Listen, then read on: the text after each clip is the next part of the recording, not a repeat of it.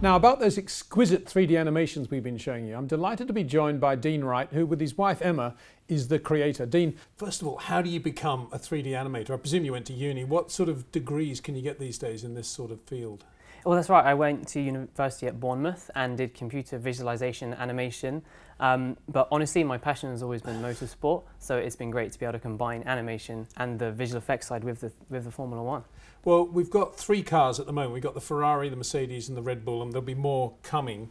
But tell us about how you go about doing the car. We can't give too much away, but I can tell you that we do sign NDAs with the Formula One teams, and we have had access to some of the CAD drawings. But beyond that, a lot of it is obviously digital photography that we get from the racetracks, and then it's over to you to make it all happen. Yeah, that's right. So we have some reference images which we'd often bring into the 3D space, and we want the boring photos. We want photos that are very flat, very straight, and they give us the best way to get proportions.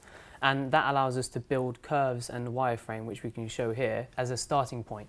So we have the reference images, which are very flat, straight on. And these curves here, if we bring them out, they actually form the curves and dimensions of the car without actually filling the spaces in. So it's almost like a sketch, basically, before we build them.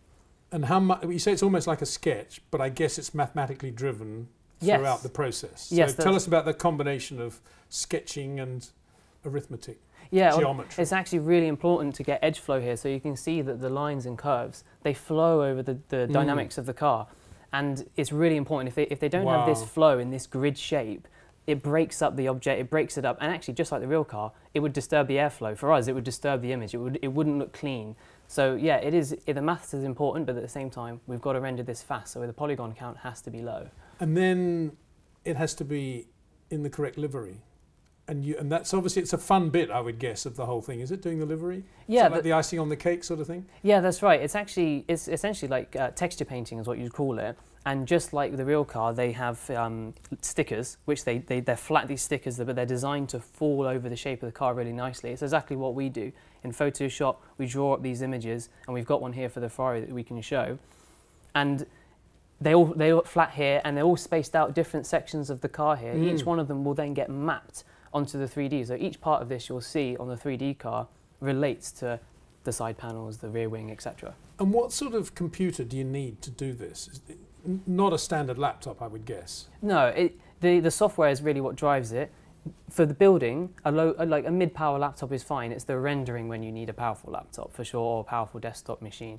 And what does rendering actually mean? I mean, I know it's a long, painful process, but what actually is going on there? Sure. Well, at the moment, as you can see, it's kind of quite flat. There's no reflections. There's no lighting. It's a build mode. It allows us to see cleanly what we're building, but we'll use other programs to render the images to add all that lighting and all that depth. It's almost you can imagine it like a clay model. The clay model is the building phase, but if you want to make it look good when it's on camera, you've got to set your lights up. You've got to give it stuff to reflect, and of course, an animator's got to get in there and start moving bits around. I get that. When the car's spinning around and you can look at it, it would seem from any angle. Is that right? Once you've created it, is that? Yeah, I mean, any angle? That's the advantage of going in 3D. I mean, if we want, we can go inside these layers of the components, and that's something that we work on now and again. We'll look inside what's behind the wheel hubs, we'll look at the brakes and such. And if we go into After Effects here, you can see that the render phase, the quality of the imagery steps up. So this is actually the Mercedes that we were looking at earlier today. So now we've got reflections, we've got lighting, and this is a low resolution here, just for fast playback.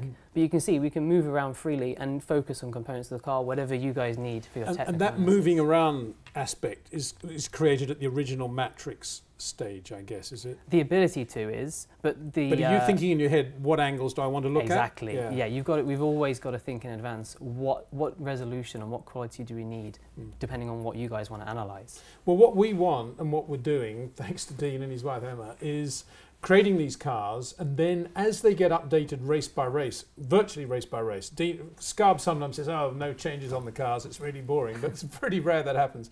We want to get those changes out within 24 hours, Dean? Is that feasible? That's the target. But at the moment, you can do that, right? 36 hours, let's call it. We can see a new front wing, and you can basically get it out Yes. Once you've got the car built, we can get that new front wing on the car. Yeah, that's right. I would love to say I'm doing it all by myself, but I do have some help from Emma as well. And between the two of us, we can get these cars out thanks to fast modelling, but also we use GPU rendering, which is a lot more efficient than the old CPU rendering that you see on movies. It's just a more efficient way of getting these videos turned out quick enough for you guys. And what would the movie guys say about your system?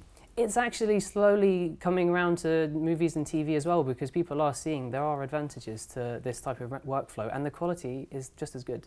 The amount that you can do with the car is limited by time then, really, but the sky's the limit is what I'm getting at. We could build a full Formula 1 car from top to bottom, but obviously it takes engineers years, and we have to build those parts by hand as well, so it takes us a long time to build them too, but that is the target. And how you personally now, when you see a Formula 1 car, can you start to notice things that you would never have thought of 2 years ago? It's unbelievable. My knowledge of this has exploded now, and also the interesting thing for me is working on lots of cars at the same time, seeing how the teams kind of take ideas from each other. That's what's most interesting.